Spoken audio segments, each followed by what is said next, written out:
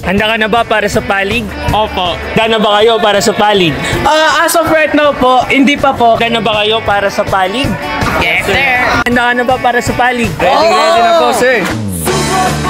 Nandito tayo ngayon para magtanong sa mga mag-aaral ng AJHS ng kanilang preparasyon para sa palig. Anong ginagawa niyo ngayon para sa palig?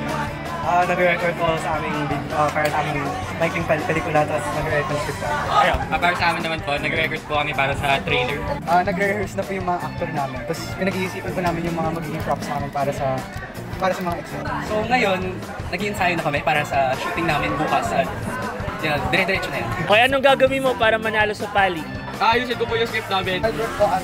I-ensayo po kami kasama ng mga groupmates ko. Tinitignan po namin kung ano po yung mga magagandang sound effects para sa balik na script namin. Magtutulungan po kami. Magdadasal na lang po.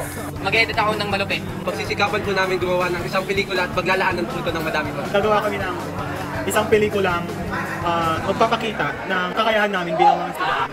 Siyempre, bibigyan namin ng lahat namin. Pwede ka bang mapakita ng sample ng inyong dula? Sige. Tama na! Di nyo ba nakikita yung nangyayari? Nais ko nandito tayo para ipakita ang lakas at magkaisahan ang bawat isa. Hoy Luna! Hindi ito ang lugar para sa ganyang mga bagay.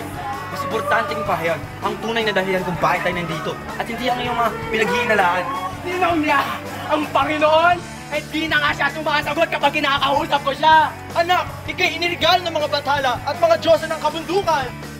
Ay isang libong maganda, ang pangalan ay nagdanda. Libong maganda, ang sakit mo ay giginawa. Si Don Pedro'y tumalima sa utos ng Haring Ama. Iginayak kapag daka, kabayong sasakyan niya. Palig! Nagtala! Sinagtala!